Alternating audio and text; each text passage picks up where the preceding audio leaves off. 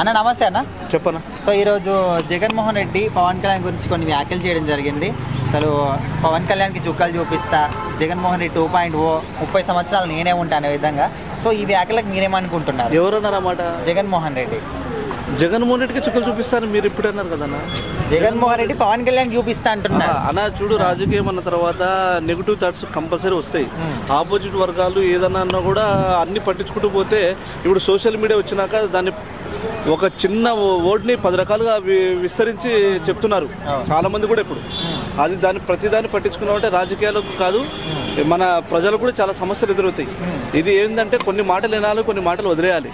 రాజకీయం అయిన తర్వాత రామారావుకే, మహానుభావుడు రామారావుకే తప్పలేదు 82లో, అవునా కదా? విజయవాడలో తొడగొట్టి సవాల్ చేసిన వాళ్ళు చాలా మంది కూడా ఉన్నారు. అది రాజకీయ పరంగా ఆలోచిస్తే మాత్రం ఆ వర్డ్ని ఆయన ఏ ఉద్దేశం నుంచి అన్నాడో అది మనకు తెలియదు. ఆ వర్డ్ అనేది దాన్ని మనం వైరల్ చేయడం అనేది సబబు కాదు.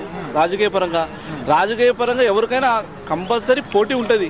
ఇప్పుడు నువ్వు నేను సరి ఉజ్జులైనప్పుడు, నువ్వు ఓటమి పాలైనప్పుడు, నేను గెలిచినప్పుడు నాకు ఇంకో ఫీలింగ్ అట్టయితే నాకు కూడా. కాబట్టి దాని గురించి మనం ఏమంటాం, ఏదో ఒక టాపిక్ మాట్లాడాలి. ఆల్రెడీ అసెంబ్లీలోనే మాట్లాడాలి, లేదంటే బయట మీడియా ముందర మాట్లాడాలి. అది తెలియాలి కదా.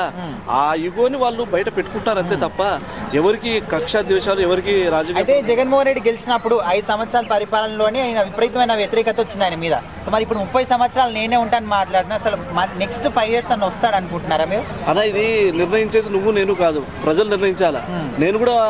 నేను కూడా మళ్ళీ సీఎం పవన్ కళ్యాణ్ కావాలి అనుకుంటా. పవన్ కళ్యాణ్ సీఎం అవుతాడని నేనేం చెప్పలేను కదా. అది ప్రజల చేతిలో ఉంది. ప్రజలు చేతిలో ఉంది అంటే ఏ విధంగా ఉంది అది కూడా చెప్తా చూడండి. ప్రజల చేతిలో కూడా నువ్వు చేసే మంచిని బట్టి, నువ్వు చేసే ప్రవర్తనను బట్టి, నీ బిహేవియర్ని బట్టి, నీ అలవాట్లను బట్టి ప్రజలు నిర్ణయిస్తారు తప్పితే నేనంతకు నేనే రాజును, నేనంతకు నేనే మంత్రిని అంటే ఎవరు ఇక్కడ ఒప్పుకోరు. అది ఓటు రూపంలో ఒక సామాన్యుడు నిరూపిస్తాడు.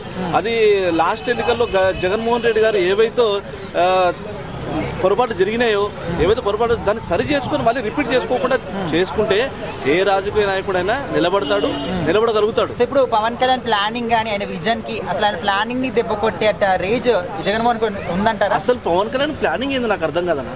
పవన్ కళ్యాణ్ ప్లానింగ్ ఏంది? రాజకీయ పరంగా అనేది ఇది ఒకరినొకరు పొడుచుకునే ప్లానింగ్లు కాదు ఇవి. ముందు అందరు కలిసి దేశాన్ని బాగు చేస్తే చాలు. దేశాన్ని బాగు చేయండి. నువ్వు పవన్ కళ్యాణ్ రాని, వాటెవర్ ఇంకోరు రాని అది కాదు కావాల్సింది.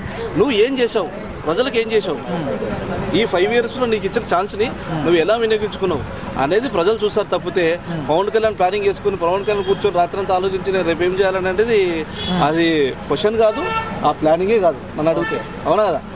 ప్రజలు ఎప్పటికైనా సరే ఒకటి గుర్తుపెట్టుకోండి, నువ్వు ఎన్నెన్నో మాటలు మాట్లాడి నేను సింహాన్ని, పులిని, నేను రాజకీయాన్ని, నాకు 40 ఏళ్ళ అనుభవం, 50 ఏళ్ళ అనుభవం ఉంది, ఇవన్నీ కాదు సార్. నేను చెప్పే టాపిక్ ఒకటి ఏంటంటే ప్రజల చేతిలో ఊటక్కు ఉంది.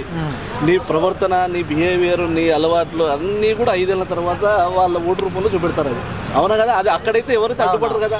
నువ్వు నేను ఎవరైనా అడ్డుపడతావు, ఎవరు అడ్డుపడరు కదా. అది ఆయన హక్కు కాబట్టి ఆయన వినియోగించుకుంటాడు. అక్కడ వాళ్ళ ప్రవర్తన పద్ధతి అక్కడే తెలుసుకుంటుంది. కాబట్టి ఎవరిని మనం కించపరిచినట్టు మాట్లాడకూడదు, ఎవరిని మనం బిహేవియర్ మాట్లాడకూడదు. పవన్ కళ్యాణ్ కూడా మీరు అందరూ ప్లానింగ్ అని, ఆ ప్లానింగ్ అనేది ఎవరికి ఉండవు. రాజకీయ దేశాన్ని బాగు చేస్తే చాలు.